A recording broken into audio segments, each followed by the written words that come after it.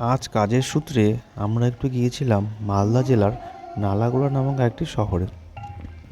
আমরা যেখানে কাজ করছিলাম তার পাশেই একটি মন্দিরে অনুষ্ঠিত হচ্ছিল কীর্তন গান।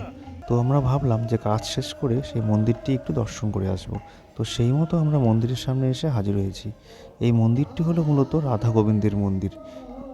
প্রতি বছর এই মন্দিরে বাৎসরিক পূজা হয় এবং সেই সঙ্গে কীর্তন গান অনুষ্ঠিত হয়।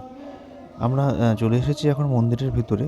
মন্দিরটির ভিতরে প্রবেশ করে আমরা মুগ্ধ হয়ে গেছি যে মন্দিরটি এত পরিষ্কার পরিচ্ছন্ন এবং এতটাই বড়। মন্দিরের যে কারুকার্যগুলো রয়েছে সেগুলো চোখে লাগার মতো। মন্দিরে এখন ভগবানের ভোগ চলছে, তাই মন্দিরের পর্দা দিয়ে ভগবানের ঘরটিকে আটকে রাখা হয়েছে। এই মন্দিরের দু সাইড দিয়ে দেওয়ালে আঁকানো রয়েছে ভগবান শ্রীকৃষ্ণের বিভিন্ন লীলা। তো তোমরা দেখতে পাচ্ছ যে ভগবান শ্রীকৃষ্ণের লীলাগুলো প্রতীক্ষিত রয়েছে। তো একের পর এক রয়েছে।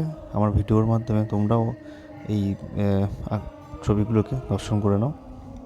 এখানে রয়েছে ভোলে বাবার একটি মূর্তি এবং শিবলিঙ্গ রয়েছে। এখানে বাৎসরিক পুজো হয়, এখন চলছে ভোগ। তো এ পাশেও রয়েছে বিভিন্ন প্রতিকৃতি ছবি রয়েছে।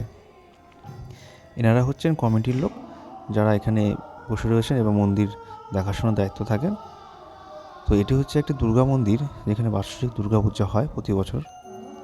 এখন মন্দিরের ভোগের পুজো চলছে, তো পর্দাটিকে সরিয়ে দেওয়া হয়েছে। তো তোমরা ভগবানকে দর্শন করো।